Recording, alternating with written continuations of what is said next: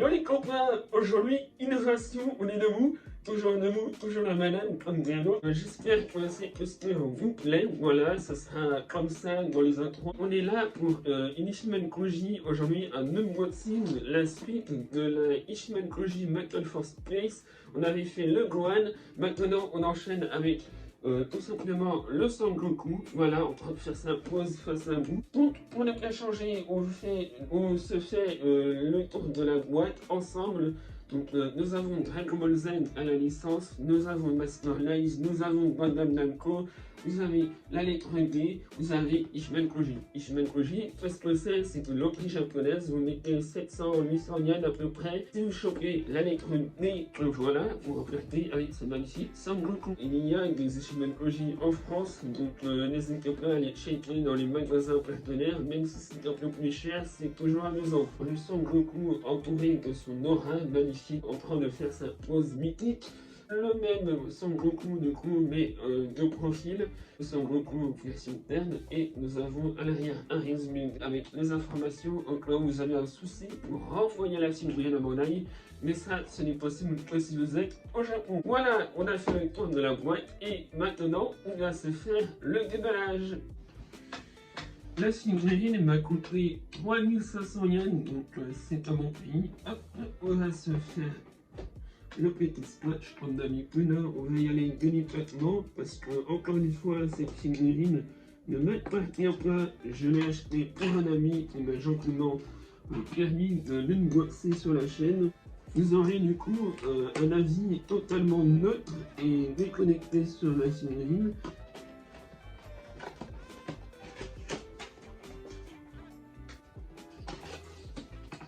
Alors, comment ça se présente?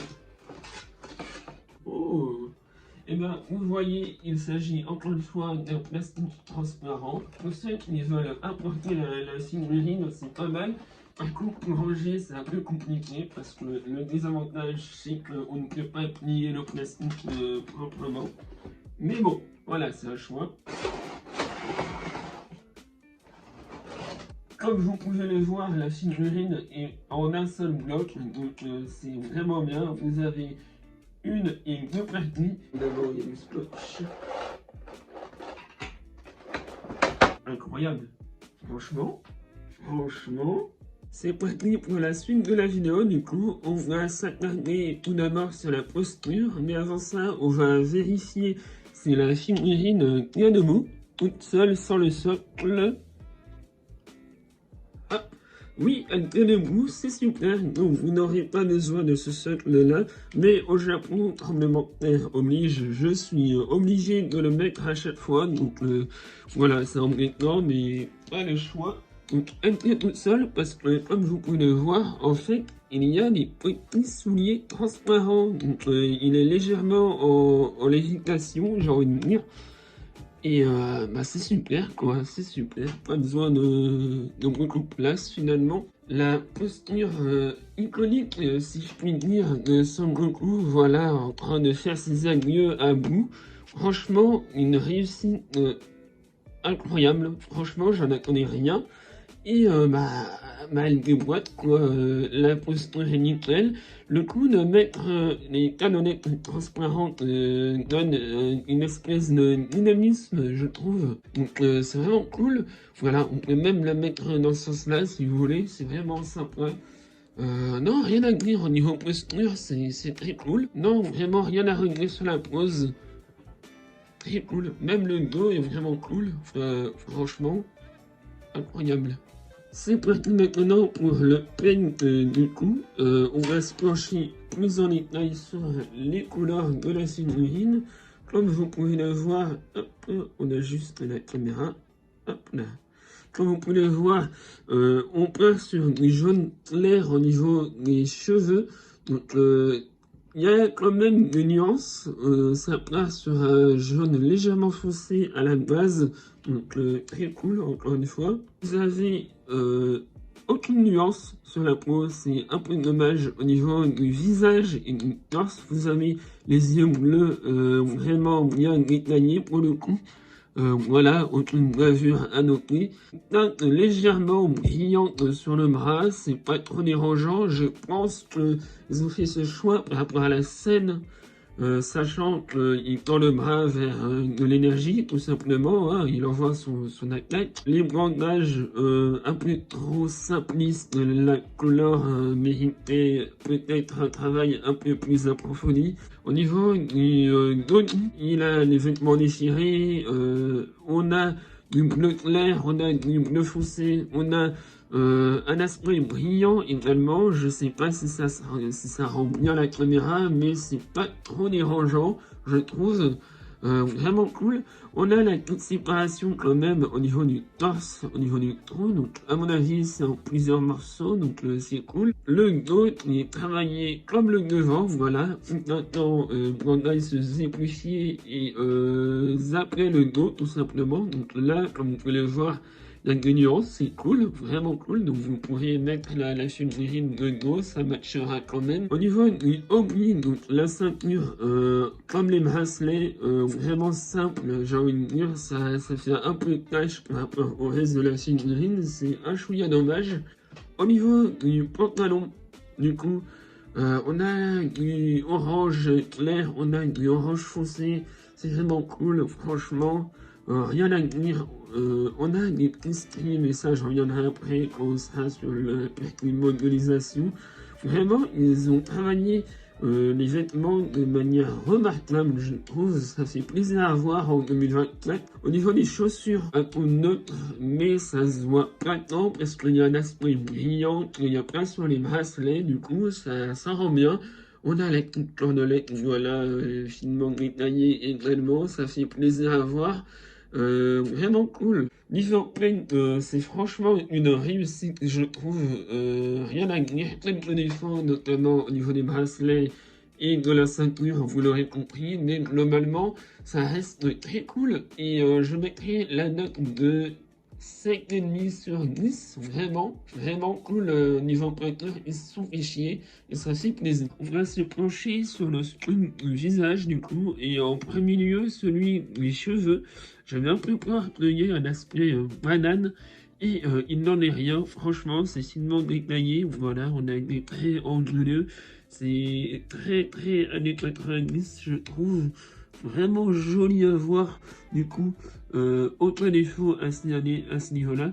Au niveau du visage, on a un regard, encore une fois, années 90, hein, je me répète, mais c'est la période qui veut ça. Vraiment cool, il n'y a aucune bavure, franchement, c'est très bien réalisé. Le regard déterminé, le nez incliné, pointu comme j'aime bien. Le sourire, finement détaillé également. Il est creusé, ça fait plaisir. On a la main, j'avais très peur au niveau des doigts que ce soit un peu bouliné. Et comme vous pouvez le voir, franchement ça va, c'est cool. Aucun défaut à ce niveau-là. Vraiment cool. Au niveau du cou, j'avais peur qu'il soit un peu long.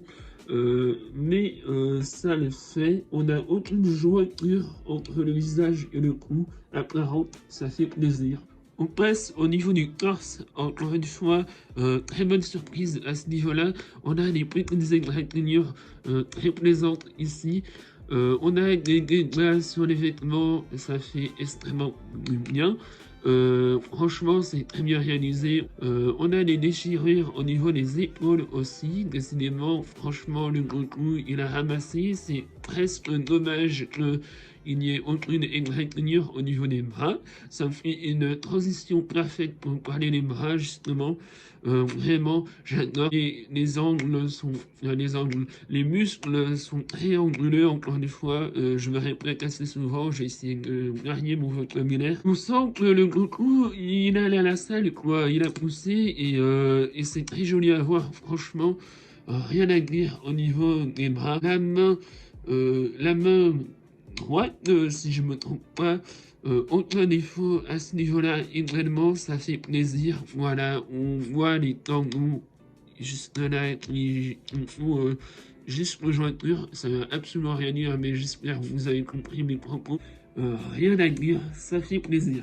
Au niveau de la ceinture, on a des petites stries vraiment sympathiques, même si à vérifier, mais j'aurais aimé quand même qu'il y ait un effet de vent, voilà, avec la ceinture qui part sur l'arrière, voilà, ça aurait rajouté un dynamisme non plus, je trouve. On a des trous dans le pantalon vraiment cool à voir, même si je trouve que c'est moins réussi que sur le haut, voilà, ici. Et là, les plis vraiment bien foutus, par contre, ça j'aime beaucoup. Ils savent faire maintenant. Au niveau de la chaussure, vraiment un design très rétro que j'aime. L'aspect surlevé, ça ne dérange pas. Franchement, c'est bien fait. Le socle, on le remarque à peine. Pas facile de filmer les chaussures. On a des pliures au niveau de la cordelette. La cordelette est bien réalisée également. Voilà, c'est vraiment du travail d'orfèvre. Oui, franchement, c'est cool. C'est cool. Globalement, je n'ai aucun défaut à souligner au niveau du script et c'est imparfait. Même si je ne mettrai pas un 10 sur 20, je parle comme un prof. Franchement, c'est une pure merveille. J'ai rien à dire. Franchement, c'est magnifique, incroyable. Est-ce que je vous recommande cette figurine de Son Goku? Franchement, oui, elle est incroyable. Et même si elle n'est pas parfaite, hein, il manque les écritures que j'ai pas évoquées. Il y a quelques défauts au niveau de la coloration.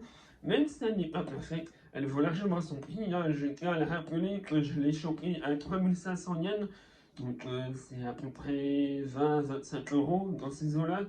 Vraiment incroyable, je ne regrette pas du tout. Et franchement, même si à la base je ne voulais pas l'acheter pour moi, je vais retourner au magasin et essayer de la choper. Voilà, j'espère que tu as aimé cette vidéo. Si c'est le cas, n'hésite pas à mettre ton pouce en l'air, à mettre ton commentaire, ton avis, tout simplement sur la vidéo, et à t'abonner, c'est très important. Et nous, on se dit à la prochaine pour une nouvelle vidéo.